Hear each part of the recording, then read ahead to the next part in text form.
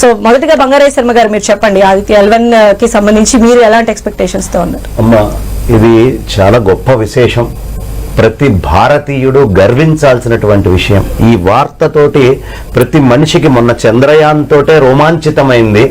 ఇక ఆదిత్యుడి యొక్క రహస్యాలు తెలుసుకోవడానికి మన శాస్త్రవేత్తలు ఇక్కడి నుంచి ప్రయత్నం చేసి ఆ L1 లోకి తీసుకెళ్లి ఆ పార్కింగ్ స్లాట్ లో ప్రశాంతంగా అక్కడి నుంచి ఆ సూర్యనారాయణమూర్తి యొక్క వైభవాన్ని తెలుసుకోవడము, తద్వారా దేశ ఖ్యాతిని, విశ్వానికి అనేకమైనటువంటి రహస్యాలని, ఈ భూమికి చాలా రహస్యాలు తెలియాల్సినటువంటి ఉన్నాయి, వాటన్నిటినీ తెలియపరిచే ప్రయత్నం చేస్తూ నిరంతర కృషి చేస్తున్నటువంటి సైంటిస్టులందరికీ నేను నమస్కరిస్తూ వాళ్ళ యొక్క చేసేటటువంటి పని శాశ్వతంగా ఉండాలని ఆ పరమాత్మని ప్రార్థిస్తూ ఉన్నాము.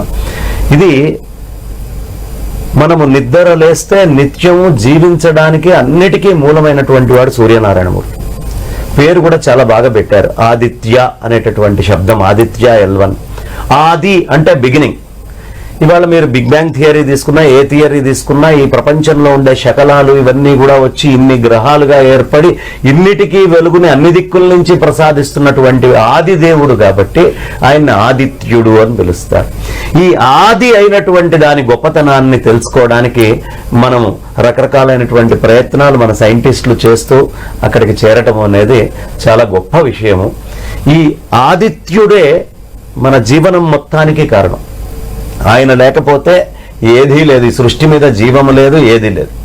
ఇవాళ మనం అందరం ఇక్కడ కూర్చొని మాట్లాడుతూ హాయిగా ఆనందంగా ఉన్నామంటే ఆయన ఉండడం వల్లే. జీవానికి మూలం కారణము ఆయనే. నదుల్లోకి, బావుల్లోకి, సముద్రాల్లోకి, అన్ని చోట్లకి ఆయన కిరణాలని పంపించి ఈ జలాలన్నిటినీ మేఘావృతం చేసి ఎక్కడ అవసరమో ఆ ప్రాంతానికి మేఘాలని తీసుకెళ్లి లో ప్రెషర్ ఏరియాస్లోకి గుంభించి వర్షించి ఇంత జలాలు మనకి లభించడానికి, ఇవాళ ఇంత తృప్తిగా అంత సస్యంగా దాహాలు ఆర్తి అన్నీ తీరడానికి కారణమైనటువంటి ఆ మహానుభావుణ్ణి మనం ఏమిటి అని తెలుసుకోవడానికి ఇక్కడి నుంచి పంపిస్తున్నాం. 15 కోట్ల కిలోమీటర్ల దూరంలో ఉంటాడు ఆ స్వామి, చాలా దూరంలో ఉన్నాడు.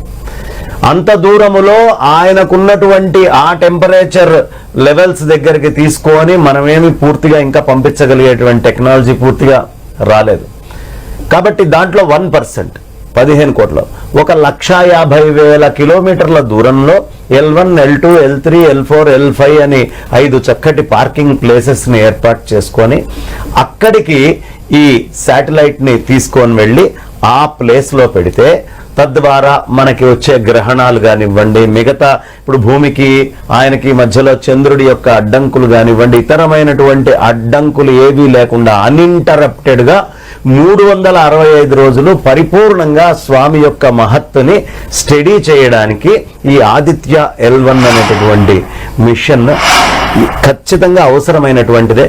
ఇప్పటిదాకా నాసా వాళ్ళు వీళ్ళందరూ 1960ల నుంచే ఈ పని మొదలు పెట్టారు.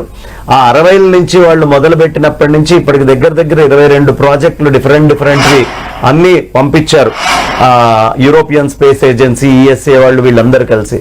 కానీ నా దేశం, నా భారతదేశం ఇక్కడి నుంచి అక్కడికి పంపించటము అనేది మనకిది చాలా గర్వకారణమైనటువంటి, అందరికీ ఆనందం కలిగేటటువంటి అద్భుతమైనటువంటి ఘట్టాన్ని మన సైంటిస్టులు ఆవిష్కరించబోతున్నారు. అది కూడా ఘడియల్లో ఉంది అని తెలిసేటప్పటికీ తెలియనటువంటి ఒక ఆనందం లోపల నుంచి అట్లా బయటికి వస్తూ ఉంది. అందరికీ కూడా, భారతీయులకే కాదు విశ్వమంతా ఎదురు చూస్తోంది, లోకమంతా ఏం జరగబోతోంది అని.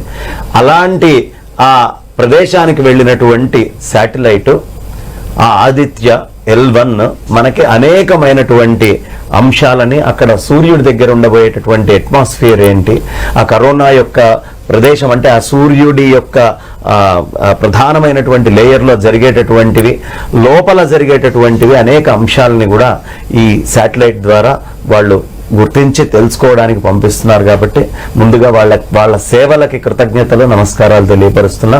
చక్కటి కార్యక్రమం 10 TV ఏర్పాటు చేసింది. ధన్యవాదాలు.